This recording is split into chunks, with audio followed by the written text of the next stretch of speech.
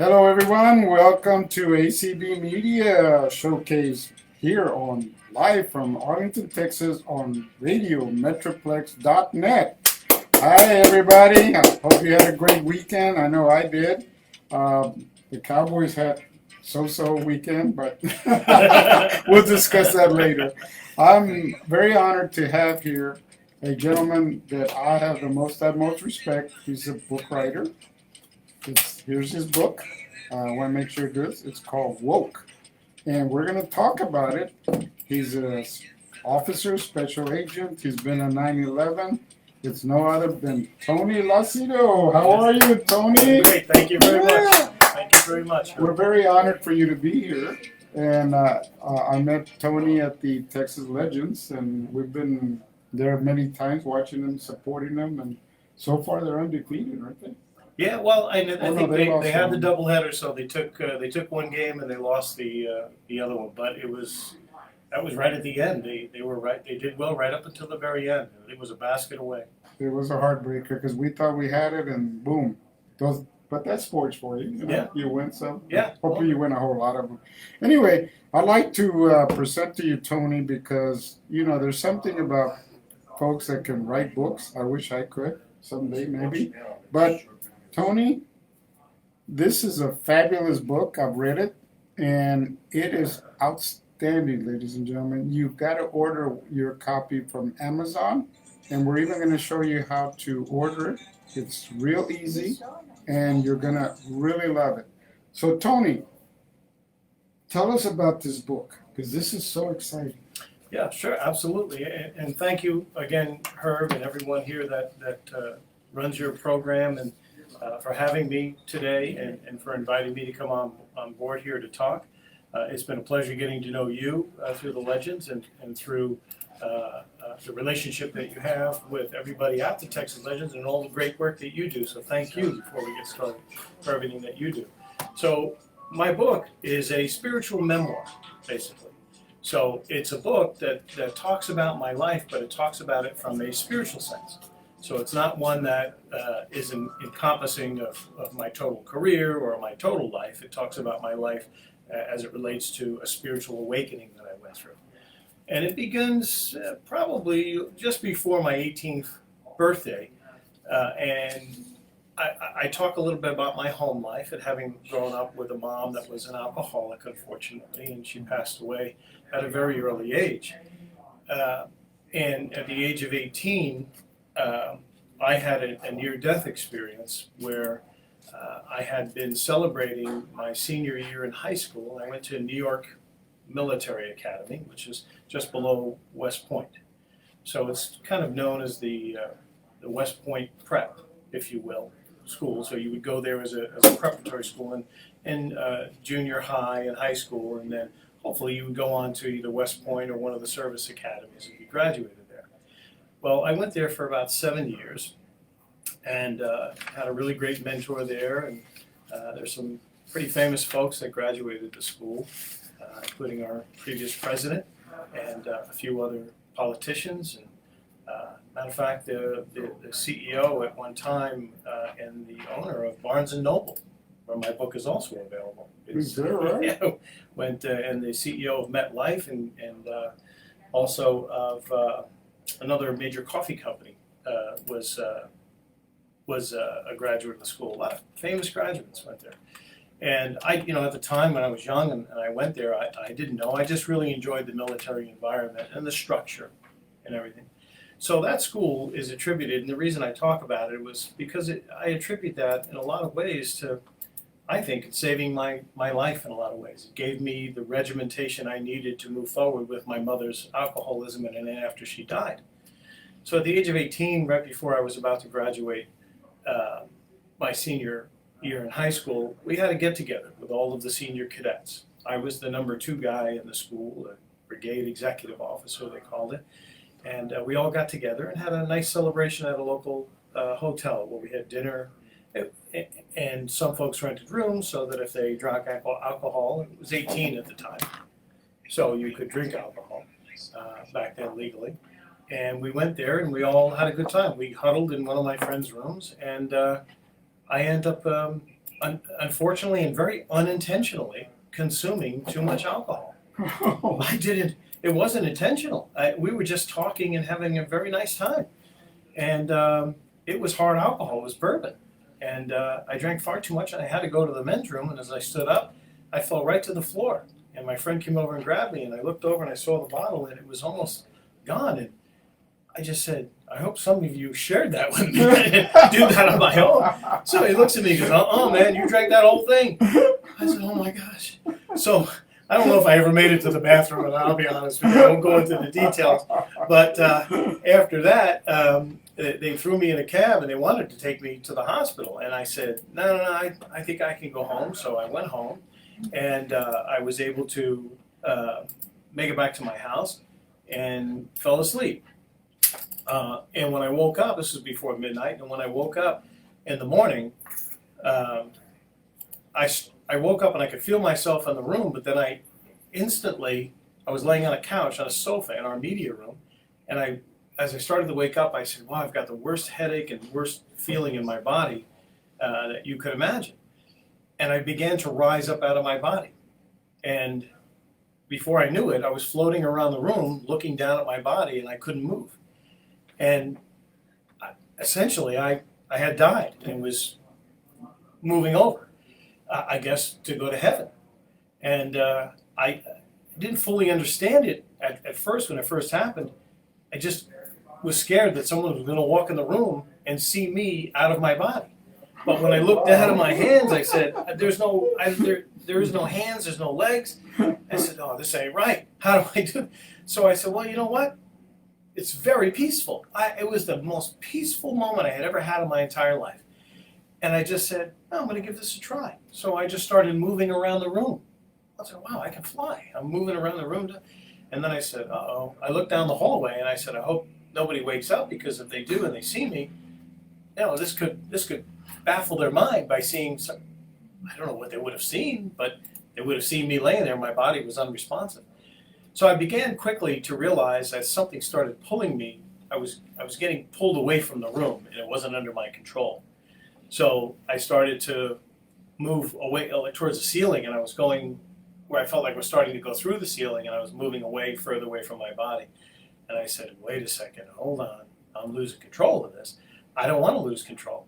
And I said, I think this isn't, I think I'm going away somewhere where I'm not going to be here on this earth anymore. Wow. And I turned around and I said, no, I've got a test next week.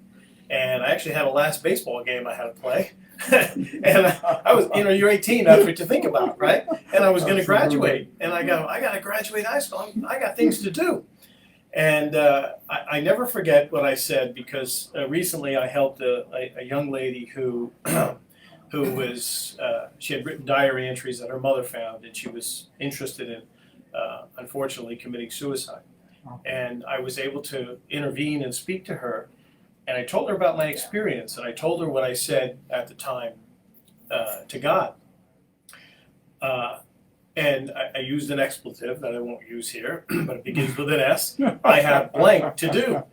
And I'm not staying around. I'm not going anywhere. I'm not going to heaven. With all due respect, God, I'm not going to heaven. And all I heard was a voice in my head that said, if you really want it that bad, you need to fight for it. So I turned around, and I just started going back towards my body like I was pulling on a rope. And I ended up getting back into my body, and I woke up, and I had the worst hangover you could possibly imagine. And Really? it was horrifying. And I crawled into the bathroom. I was in the shower for over an hour, and I just sat there in my clothes. I couldn't even get my clothes off. It was horrifying. Now, that began my spiritual journey. And then after that, I just became so much closer to God. Now, I've always been a religious person, but not overly religious. I was never spiritual. I really wasn't. I knew that there was a difference between spirituality and religion. I never was. So as I decided to get into the career of law enforcement, which I spent almost 30 years doing, which I never wanted to be in law enforcement. I never wanted. I wanted to be an actor on TV. I never wanted to do it. I fell into it because a friend of mine was going down to take the New York City police test. I grew up in New York City. And he was going down to take the police test. He said, I want somebody to come with me. I So, and you can't do it by yourself?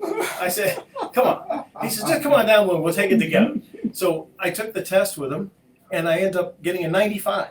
And they started recruiting me. I said, dude, I don't want to do this. I want to be an actor on TV. I've always liked to, rich and famous. yeah, over the years. I don't know if I would have made it there. At least I tried my best to do it. But I decided that's what I wanted to do. And he says, well, I think you'd be better at this. So when they started recruiting me for NYPD, then I had taken another test with him for the immigration service for the government. And I got recruited there before I got recruited for NYPD, so I went there. So I became an immigration officer with the government. And that started my career, and I spent almost a total of 30 years doing law enforcement work. But during that time, of course, I was still in New York City as working undercover as an agent for about 5 years. And I had been working guns, gangs, and drugs in public housing. And I was in a surveillance van the night before a 9/11 occurred. And I came in at about 6 in the morning. And my wife she was 5 months pregnant with my oldest son, Anthony, from the Texas Legends. Lovely family. Yeah. I know your wife and 2 sons. I'm very honored to know them. They're hardworking boys. They are. And thank you for being you and your beautiful wife for being so nice to my family and supporting us and We're supporting family. us.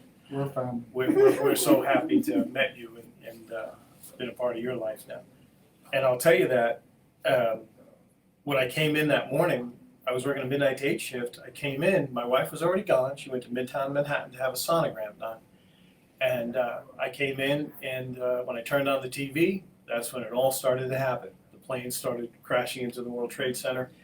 And I could see it. I had an apartment. It was a condo that was our first home. It sat right on the edge of the Hudson River. And if you looked out over the balcony, you could see the towers.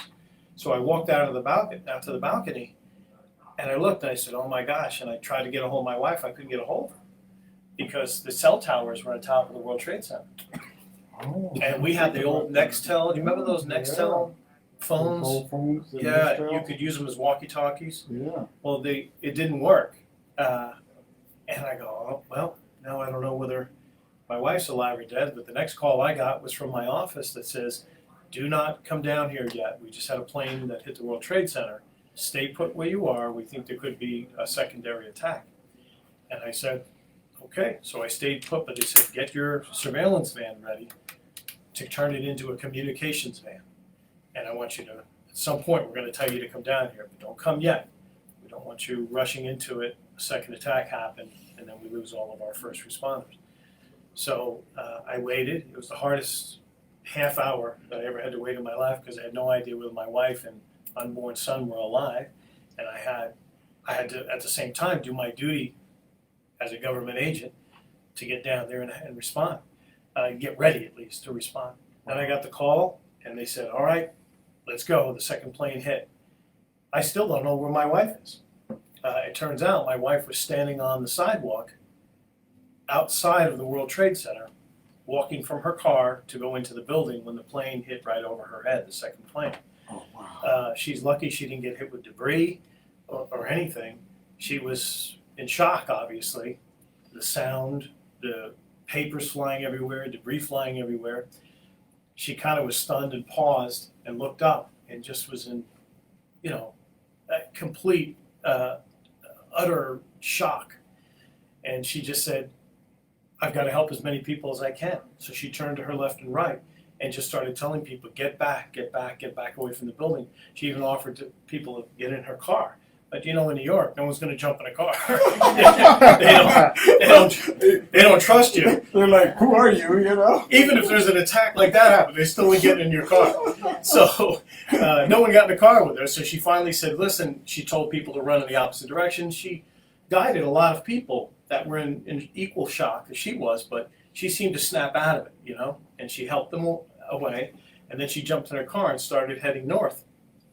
She stopped at the first supermarket she could. And the town that we lived in was 19 miles north of the World Trade Center. It was called Dobbs Ferry, New York. Dobbs Ferry you might recall, was made famous in a movie Yes. where Nicolas Cage fell in love with a waitress and they bought a lottery ticket at the Dobbs Ferry Diner. I remember. And that's in the book. I have that story in the book. And that was where a lot of cops and firefighters lived. It took a day without traffic, maybe 20 minutes to get from Dobbs Ferry down there. But if you left during the height of the rush hour, it'd take an hour and a half, 2 hours. We used to do books on tape. I used to learn languages when I was driving to work. So she ends up stopping at a supermarket in Dobbs Ferry before she comes home. And I'm just about to head out the door, to start heading in the opposite direction where she came. She bought $300 worth of groceries, $300 in cash. That's all she could take out of the ATM. She bought all the batteries in the store. And she bought flashlights and a crank-up radio, all before she got home. She said, I figured it's probably, we're under attack, and who knows what's going to happen next. I want to be prepared. As I'm walking out the door with my bag, I have my shotgun on my shoulder, I have everything that I need. She comes rushing down the driveway, and I go, oh my God, literally, oh my God, thank God. And my wife just jumped out of the car, hugged me, we embraced. She goes, I know you have to go. I bought you some extra supplies. She gave me some extra things. I threw them in the van with me. I told her to go north. We honeymooned when we got married up in Bar Harbor, Maine. Very far up there. A lot of people. Good, beautiful area. Well, it was during October, so the leaves were changing. Right. So it was a beautiful time to be there. And I told her to go there because I figured that would be the safest place. So she refused to go. So she just turned to me and said that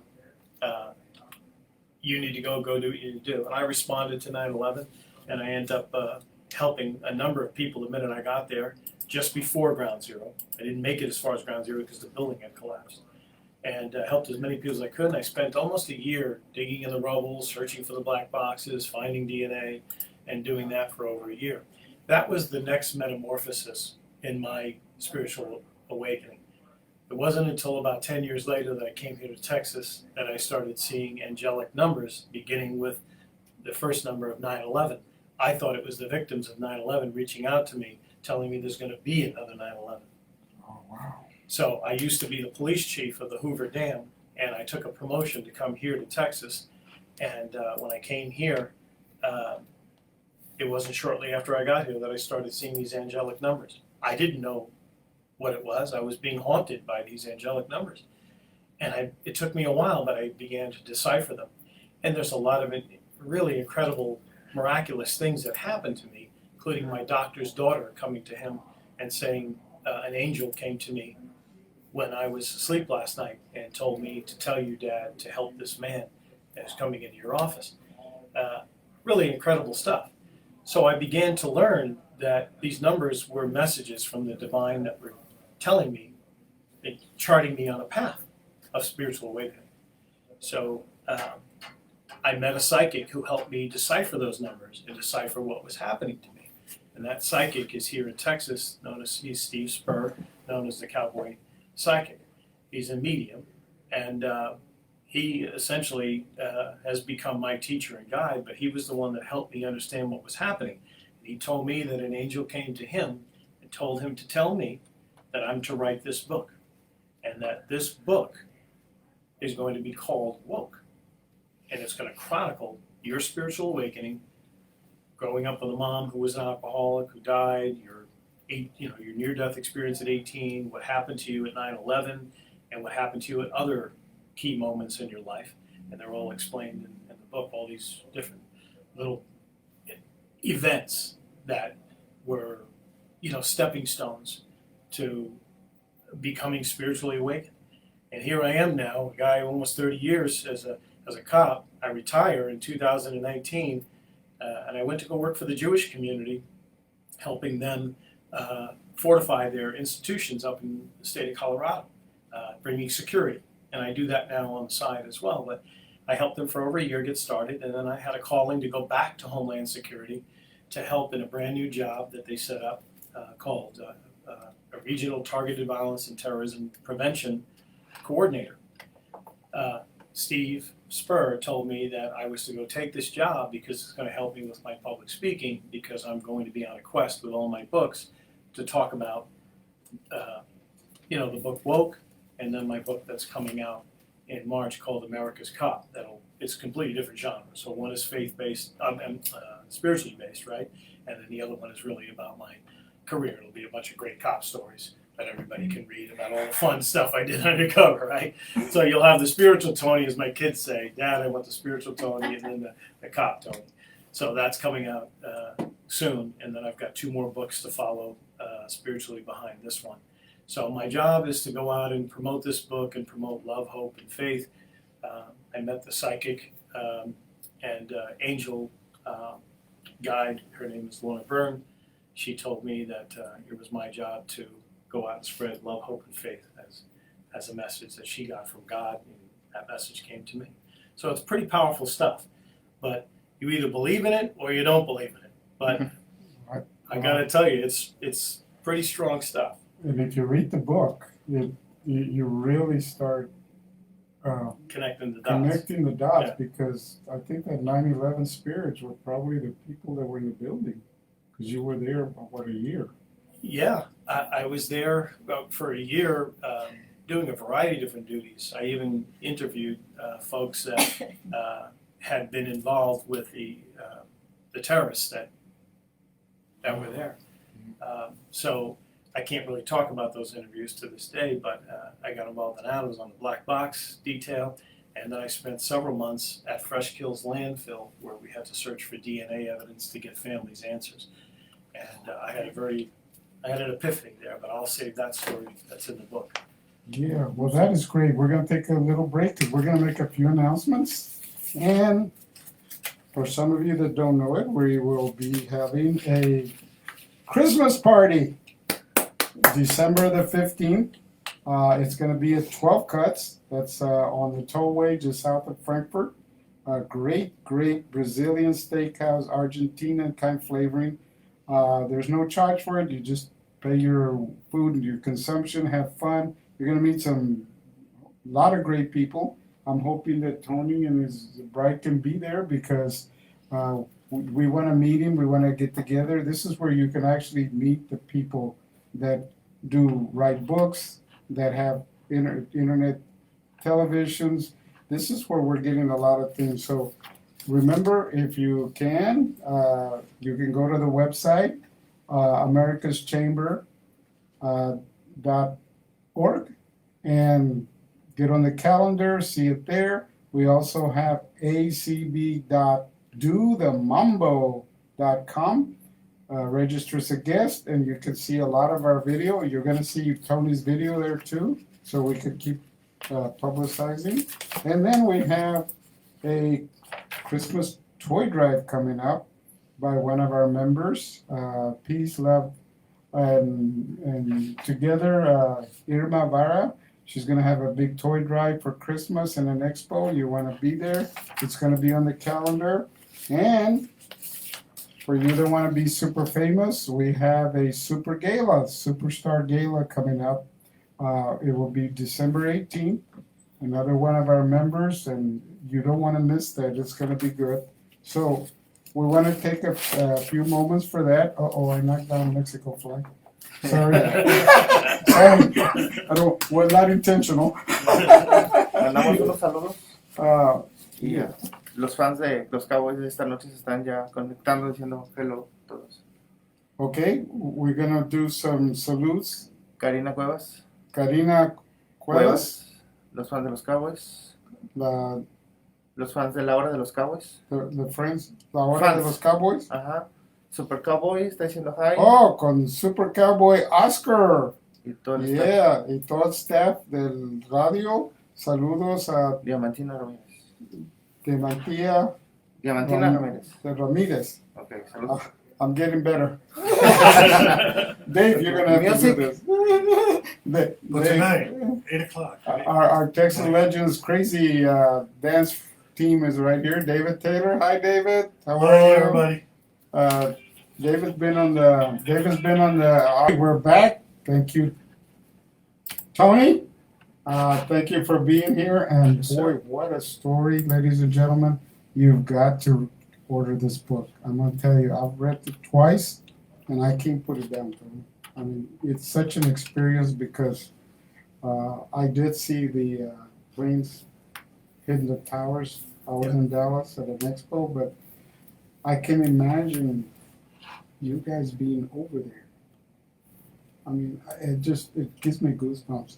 But Tony has a book. It's called Woke, WOKE, and I'm gonna tell you, you need to order this book on Amazon or Barnes and Noble. Yeah, So I either one. just found out last night that it's on Barnes and Noble. We had it on Barnes and Noble for the digital version, and I just noticed last night they finally picked up the hard copy. So Barnes and Noble is selling both the hard copy of my book and the Nook version. Wow. So that was pretty big, but I got to tell you, book publishing, I self-published. I could write a book on what I learned just about publishing a book. Oh, I can imagine. It's not an easy feat. I've always, how many of us have always thought of writing a book and don't even know where to start, but at least this is exciting. Tony, I looked at the chapters on your book. You want to cover a little bit on them because they're quite a story in themselves. Yeah, let's go. We'll go through each one just very quickly. There's 11 chapters. Now, you probably say, well, why is there 11 chapters? Because 11 in numerology is the master number. Oh. So all my books will have 11 chapters in them until I get to a point where there's too much and I can't do 11 chapters, but I'll always try to do 11 because it's the master number in numerology. And numerology is how I was awakened, through numbers. So I try to honor and embrace numerology in just about everything that I do. So the first chapter is Genesis. So Genesis is just basically, when you used to read a book and you used to say, hey, my name is John Doe and I was born in a town and this. Well, I didn't want to make it that way, and my wife was my biggest critic when I was writing the book, and she says, "No, they don't want to hear that. You got to start your book. You got to start this thing where the action is." That's right. And I said, "Okay." So, but I told her, I said, I've got to give them a little bit of a, I got to set the foundation for the story. Right. My wife says, "You're always the great storyteller, Tony. Now you just got to learn to put it in writing." So Genesis just tells a little bit about my life at the beginning and where I came from and sets the stage for the story. It just basically opens up, tells you a little bit of the why and what happened in a very condensed version. In the government, we write reports of investigation. We refer to it as a executive summary. Oh, wow. That sounds good. That sounds important. So, Herb, if I ever have to write anything for you, I'll give you an executive summary. There we go. So that's chapter 1. Then chapter 2, we go into the clock. And the clock is where I first saw my very first, as we refer to them, as angel numbers. These are the numbers where angels are communicating to you. It's both angels and your spirit guides. Everybody has about a half a dozen spirit guides, but at least one. So, and other spirit guides will come into your life to help you during your life. So the clock, which I still have by my bedside to this day, over 11 years since it first happened, was where I first saw the angel number 911, which reminded me of 9/11. Right. And that's when I thought the victims were reaching out, or somebody was telling me, hey, Tony, there's going to be another 9/11, get prepared. Now, I had moved from Las Vegas, like I told you in the previous segment, that I was the chief of police of the Hoover Dam, and I'd been there for about 4 years. And I received a promotion even above that to the Department of Homeland Security here in Texas, in Dallas, Texas. So I had to move, but my wife and kids had to stay behind because my wife, who worked for the government at the time, she wasn't able to transfer. So I was here for 3 years without my wife and kids, living in a very small apartment.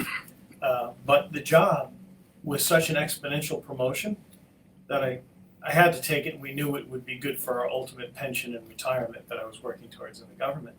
So I came, and I was in this small apartment in Euless, and I wasn't there only a couple months, and right in September of 2011, okay, I started seeing 9/11, and it haunted me everywhere I went. It was on a clock, it was in receipts I was getting. Change was 9/11, or the cost was 9/11. We went to the coffee shop, and a buddy of mine to get a cup of coffee the next morning after I first started seeing it, and the cost of the coffees and the danishes we got was $9.11. And you can't make it up. And it was everywhere. Now, there's a great movie, Irvin. I recommend this to you because you're such a fan of the book, and I love you for it. There's a movie called I, Origins. I, the letter, just I, and then Origins. It came out in 2014, and it talks about a scientist who is spiritually awakened through numbers. So it's a great movie to watch, and watch his transformation in the movie, and it's similar to what happened to me. I'd been a hardened cop, and I worked 5 years undercover. I was dignitary protection. I did everything for 5 minutes, and in law enforcement that you could possibly do. You weren't going to tell me that an angel was standing to the right of me, or these numbers were, no. I was a tough guy. I still am in a lot of ways, but I was a guy that if you had told me, hey Tony, I was in the next room and an angel came and spoke to me and said this, I go, hey, hold on for a second, I'm going to run out and get a cup of coffee, I'll be right back. And trust me, I would never come back. Now I'm the guy seeing angel numbers and talking and walking around, as you can see, with my mala beads, my prayer beads now to stay grounded. I never would have, I didn't live in existence like that. I wasn't a spiritual person. I was a Catholic growing up in New York, and I was honored by religion, still do to this day, did all my sacraments, and it was great. But when I saw these numbers, I just couldn't understand what it was. Was it coincidence? I didn't know.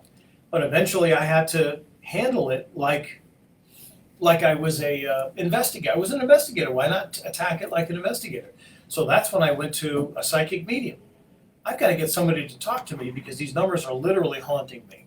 And I knew about numerology because my mother taught me about it when I was young. So I went to the psychic medium, and he helped me understand what these numbers meant. And that took me to even greater heights of understanding and communication angelically. And then he eventually, as I mentioned in the first segment, told me that I had a mission to write the book, and this would be the title of the book, he said. And it's called Woke, The Spiritual Awakening of a 9/11 Rescue and Recovery Worker. And from there, it kind of grew. I just started documenting everything that had happened to me in my life that I mentioned earlier. Now, when I went up to Colorado, I didn't know whether it was the right thing to do. But I had received a sign to go work for the Jewish community, and I saw Jewish or Hebrew lettering written on the shower during a 3-day vacation we took to Florida. Now, I had to stop and tell myself, hold on a second, this is getting out of control. Tony's seeing things or making things up, or you're seeing angel numbers, okay, great, I can maybe accept that. Some of my friends from New York would say, but they say, all right, Tony, now you're seeing things in the shower? Okay, hold on a second, Tony. This is going a little too far, right? So I brought my wife in to look, and I said, you got to be a witness to this, because I can tell you down the road, people are going to be asking me questions when I start talking about this, and I need you to validate it. And she did. And it was lettering, Hebrew lettering, Hebrew alphabet lettering, that I had recognized from New York growing up as a kid. And I took that as a sign, because I had applied for the job earlier, that this is the way I was going to go. Every other job, I put in for 100 jobs right before I was getting ready to retire to try to do what was I going to do. And I was given numbers that stated that you'll be transferring to a new phase in life. But they were going to direct that phase, the angels and my spirit guides. And they did, and that's where I went. I ended up working for the Jewish community, did a lot of public speaking, helping the Jewish community. It was a fantastic job and tremendously rewarding, helping secure faith-based communities and build security infrastructure for them at their schools and faith-based, 223 institutions throughout the state. And I talk about that in the chapters, that I was praying for a mission, because I had always felt as a kid, especially after that event when I was 18, that there was more. I was here to do more than what I was planning on doing. Right. And I talk about that through the book. And then that leap of faith in chapter 10, where I talk about when I was up in Amarillo, Texas, and I forgot all my money after I left home. I was 5 hours away from home on my way to the interview for the job, and I had just enough gas to make it back, or just enough gas to make it up there. But I had gone on a vacation with my family, and I didn't do good money management, and I didn't have enough money till I got paid the next time. We were doing some remodeling around the house, so I was basically cutting it pretty tight. So I had to take a leap of faith, and I said a prayer at a gas pump in Amarillo, Texas, and I just asked for God's help, and I said, I know you're sending me on this mission, and I either take the risk and I go, and or I turn around and go home. And I said, you know what? I'm going to go, and I'm going to take this risk. Magically, I turned around, I got on my phone, I checked the balance on my account for my credit card, and I had almost double the amount of available credit that I had before I left the house. Now you tell me how that happened. No, it's either I just got a spiritual credit increase, and it was either Tony didn't, again, I always refer back to my friends who are the doubters in New York. It was, yeah, right, Tony, you just didn't look at the balance the first time you saw it. You can say that, but I'm telling you, that's not the case. And I had more than enough money at that point to keep going with my journey. Faith and prayer works. It works. Yes, amen. It works. Trust me, it works. And you have to quiet your mind and listen. Don't force things to happen. Quiet your mind and listen. And what you believe your whole life to be intuition may just be the divine and the universe speaking to you. And listen to those voices, your inner voice, and that'll take you where you need to be. So I took that leap of faith, went up there, did the job, came back home, and when I got back home, I started to finish the book. I had written most of it in Denver because I had the quiet and solace I needed up there without my kids and family, the busy family running around. And then I wrote chapter 11, which I was told by a Buddhist who helped me with some parts of the book. She's also a great tutor to my children over the years. Her name is Alyssa. She told me that that's her favorite chapter.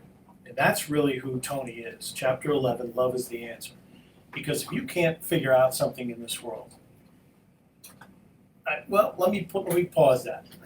When I grew up in New York, my good friends used to tell me, Tony, if you can't figure something out, substitute one word, money, and you have your answer, right?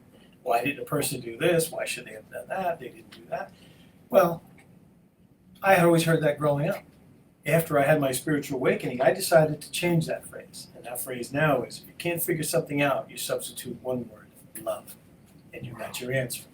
And that whole chapter is me talking about all of us needing to love each other. Herb, we talked about the other night when we were at the game, how we said all of us are the same on the inside. What you see on the outside is something, in my opinion, beautiful and different. Different, but in a beautiful way. I grew up in New York City with a diverse culture surrounding me. And if I wanted to go to Mexico, I would go to a great Mexican restaurant or a museum that had Mexican art. And I got to travel to Mexico a block away from my house, right? It was great. If I wanted to go to Spain, I could go to a museum, or I could go to a really great Spanish restaurant that had the terrific ambiance and wonderful food, and taste the culture and enjoy it. And that's the way life should be. Everybody should be celebrating everybody's culture, and everybody should be celebrating everybody's life and life path, because everybody's on a different path in their life, right? Don't be mad because they don't think the same way you do. They're on a different path. Just love everybody. Just love one another. Believe in people. Have faith, have understanding, have appreciation, and embrace things that are different, because you may learn. Everything's a learning lesson, right? So embrace it. And I have to say this too.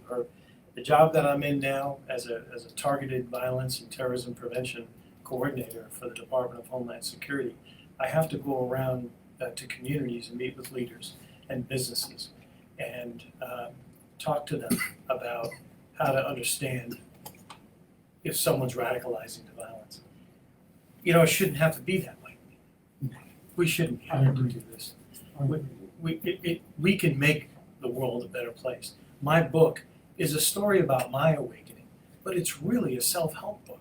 Hey, take a look at what Tony went through. Maybe you're going through the same thing.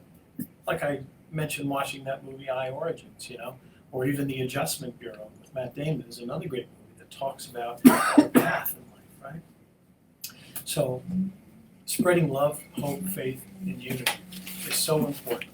And I've got this book out. The next one will be called Synchronicity, and it'll be a book talking about if it's happening to you, this is what you do. If it's not happening to you, this is how what's happening to Tony can happen to you. Absolutely. Tony, Sorry. it's a fantastic book. I'm going to recommend to everyone. I've got one. I've read it twice, and it's impacted me. You've got to experience it. I thank you so much for being on the show. It's a great honor for us to have you here. It is going to be on acb.dothemambo.com. Just register as a guest. You're going to see what we call little tiles. It's going to be called the Radio Showcase. You'll be able to see these videos as we go along. So if you didn't get a chance to listen to the whole show right now, you can catch it later. Tony, thank you so much, and we will have you back. And you're part of the family now.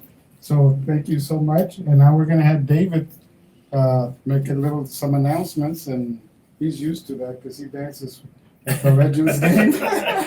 He's great. Okay, David, take it away. All right, thank you, Herb. We want to send a salute out to Karina Cueves and the fans of the Cowboys. We're going to have the Super Cowboy here tonight with Oscar in total, and all the EL staff, De La Radio, Metroplex. And we're sending a salute out to Diamantina Ramirez. So we want to be sure to mention those things for you. Yes. And be sure to come on and watch tonight on Radio Metroplex to see Oscar and his Cowboy show. Tonight. Tonight, Tonight, At 9 p.m. 9 9 o'clock. o'clock. 9 p.m. Yeah, today the Dallas Police. Dallas Police. This guy.